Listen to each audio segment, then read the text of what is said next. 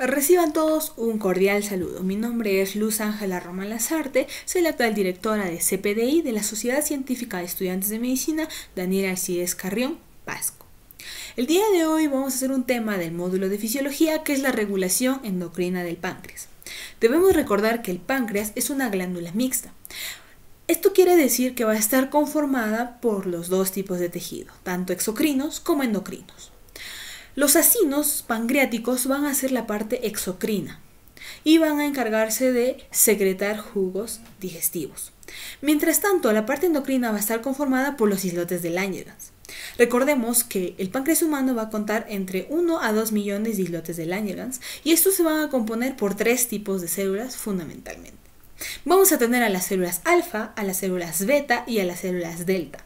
Estas células se van a encontrar en distintos porcentajes dentro de los islotes de Langerhans.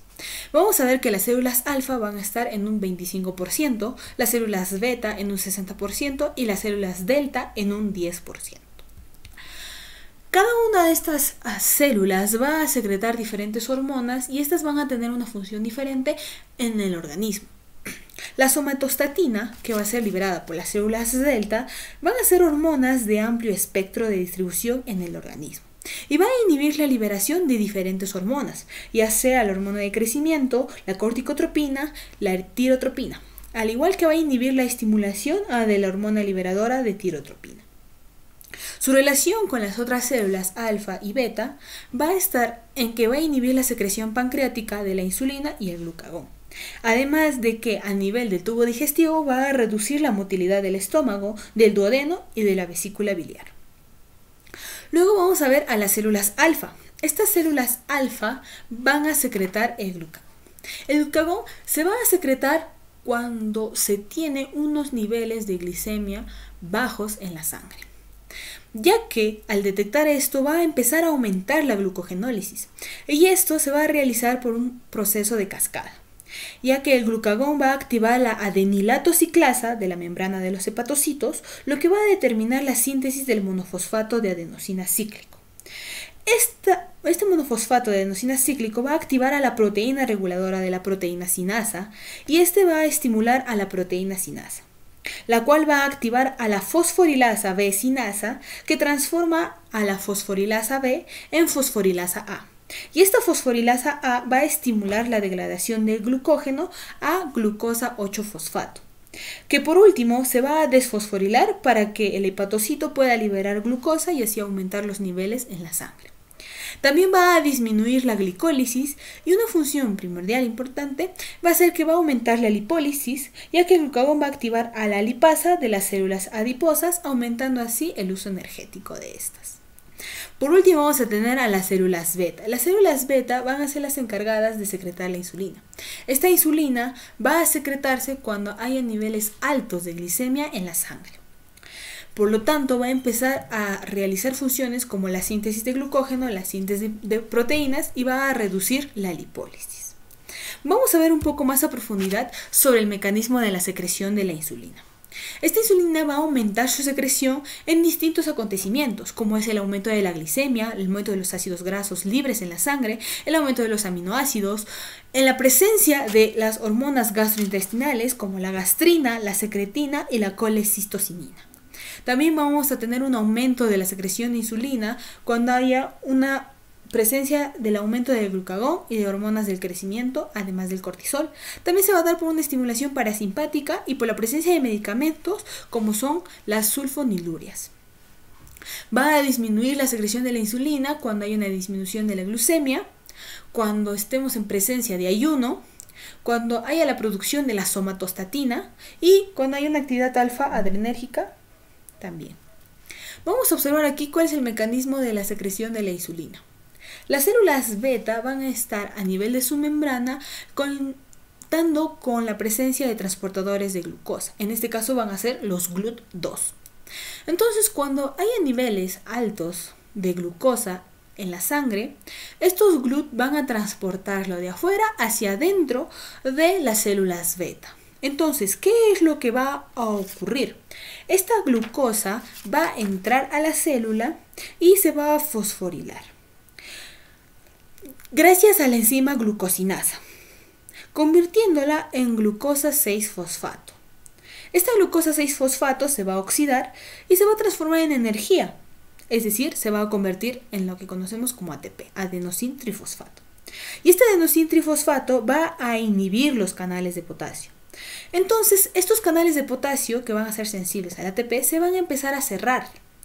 Y como se van a cerrar, la membrana se va a empezar a despolarizar.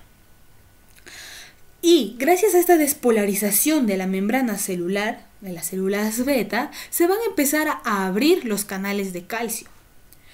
Y estos canales de calcio, al empezar a abrirse, van a dejar ingresar el calcio hacia adentro de las células beta.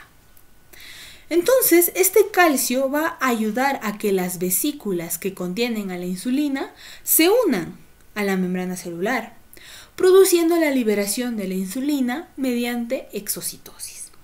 Es así entonces como se desarrolla el mecanismo de la secreción de la insulina. Pero ¿qué ocurre cuando falla? Vamos a tener aquí a una enfermedad que la hemos escuchado en múltiples ocasiones, que es la diabetes mellitus. Sabemos que la diabetes va a ser una enfermedad crónica y va a ocurrir en dos maneras. Cuando el páncreas no va a poder producir suficiente insulina y por esa razón se va a subir los niveles de glucosa en sangre, o cuando sí se va a producir la insulina, pero el cuerpo no va a poder utilizarla con eficacia. Es decir, que vamos a tener la insulina, pero los tejidos van a ser resistentes ante la presencia de la insulina. Para esto vamos a detectar los niveles de glucosa en sangre en diferentes condiciones, ya sea en ayuno y 2 horas de comer. Sin diabetes en ayuno va a estar entre 70 y 100 miligramos por decilitro. Y con diabetes va a aumentar incluso hasta 130 miligramos por decilitro.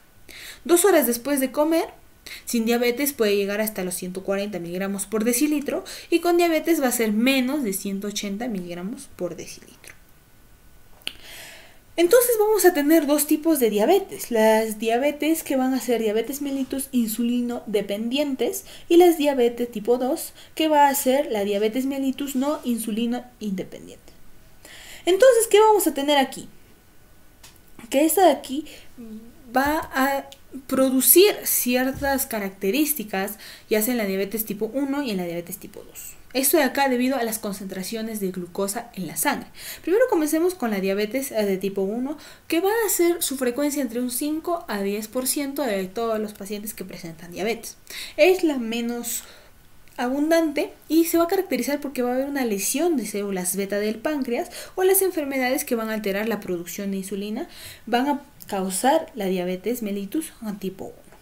Vamos a tener aquí que la concentración sanguínea de glucosa va a aumentar muchísimo en la diabetes mellitus debido a que va a haber una deficiencia de producción de insulina.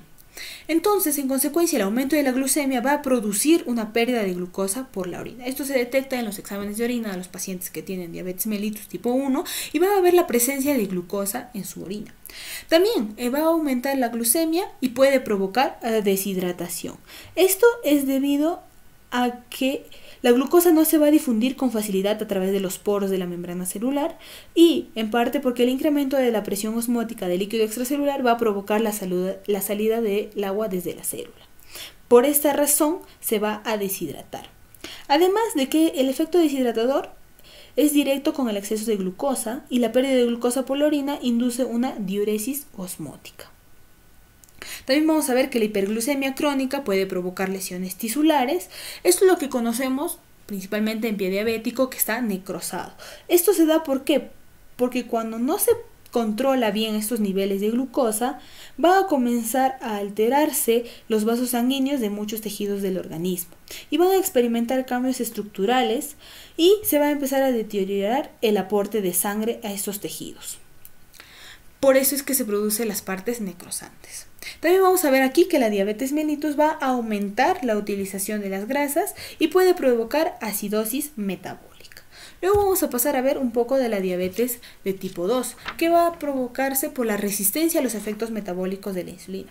Esto nos quiere decir que vamos a producir normalmente la insulina, pero por diferentes causas va a tener el cuerpo una resistencia a la insulina. Va a representar esta alrededor del 90% de los casos de diabetes y suele ir precedido de obesidad y resistencia a la insulina en diferentes patologías, y también va a estar acompañado del síndrome metabólico. Dentro de estas vamos a tener a la obesidad o al sobrepeso, sobre todo cuando existe el exceso de adiposidad visceral. También el exceso de glucocorticoides ya puede ser por causa de síndrome de Cushing o porque hay un tratamiento con esteroides. También el exceso de la hormona de crecimiento, en este caso la acromegalia. Vamos a tener también en el embarazo, que es la diabetes gestacional.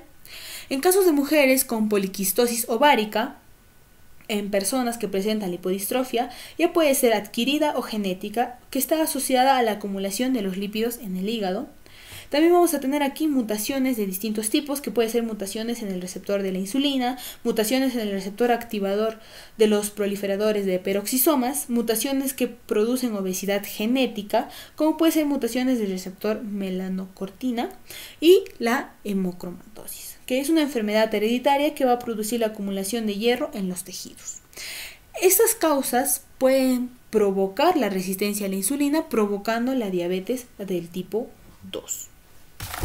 Vamos a tener aquí características clínicas de pacientes con diabetes mellitus tipo 1 y diabetes mellitus tipo 2. Van a diferir en algunas ocasiones van a coincidir, como es el caso de la edad de comienzo. En la de tipo 1, que es cuando no se genera la insulina suficiente, generalmente se va a detectar a personas de menos de 20 años, porque al mínimo consumo o elevación de la glicemia van a tener este tipo de crisis o van a presentar lo que hemos mencionado. En la de tipo 2 generalmente comienza mayor de 30 años, ya después de una vida un poco descuidada, ¿no? Que puede ser presencia de una mala alimentación, etc. En masa corporal, la de tipo 1 van a ser normales e incluso van a llegar a ser bajos, a diferencia de la de tipo 2, que comúnmente son obesos. Cuando hablamos de la insulina, en la de tipo 1 va a estar baja o casi no se va a detectar, a diferencia de la de tipo 2, que va a estar normal o alta al principio. El glucagón plasmático en ambos casos va a estar alto, pero en la de tipo 1 se puede suprimir, a diferencia de la de tipo 2, que va a estar resistente a la supresión. En la glucosa va a estar elevada en ambos casos, y la sensibilidad de la insulina en la de tipo 1 va a ser normal. Esto quiere decir que cuando se le aplica insulina a un paciente se puede realizar el tratamiento debido. Esto no ocurre en la diabetes mellitus de tipo 2, ya que la sensibilidad a la insulina va a encontrarse reducida. Y el tratamiento de esta va a consistir en que la persona cambie sus hábitos de vida, entre ellos que adelgace y que se le pueda dar el medicamento que mencionamos, ¿no? Que es la sulfonilurea, que es un medicamento antidiabético oral, que va a ayudar a liberar insulina de las células beta. Aquí vamos a tener algunas fuentes de donde se ha sacado la información y donde ustedes pueden indagar más sobre el tema, que es el Tratado de Fisiología de Guyton. También está la OMS y el libro de endocrinología, también de la Federación Internacional de Diabetes. Eso sería todo. Muchas gracias.